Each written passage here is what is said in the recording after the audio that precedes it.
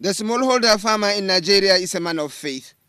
Year in, year out, he waits on the rain and rushes to the farms, faithful that all will be well at the end of the season. Reflecting the setting in these farmlands in Buari, they positively responded to the rains. Look at how these young women are flowing the land with hope, how Peter is planting the yam, and how Reuben and his sister are just consumed in their works. In all these settings, these farmers are yet to have fertilizer. Their farming implements remain crude. They receive no extension service to improve their productivity. Many of them hope for loan and they do not know where to get it from. We need fertilizer. We even need some money, or if government can help us with some money. Loan to pay for the workers. You see, like me now, I'm an old woman. So if you look at me as I'm old now, my husband is also an old man.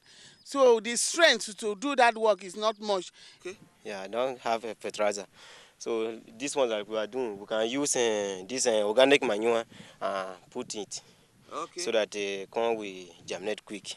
Many farmer groups acknowledge this constraint faced by smallholder farmers generally and call for urgent attention to address them, together with the issues of rural development. It's an agriculture that has no defined and organized means of distribution of input and even the output. Massively, the federal government is pursuing a new agricultural transformation policy that is destined to change the way agriculture is practiced all over the country. For farmers, what they need seed, they need fertilizers, and they need access to financing. And what we have done with this is, with respect to seed, we have worked to support seed companies to have access to financing. The banks in Nigeria have provided 2.7 billion naira to farmers, to seed companies to produce the seed for this year. The federal government's endeavor is yet to reach the actual farmer, but government's commitment to reach the grassroots is real.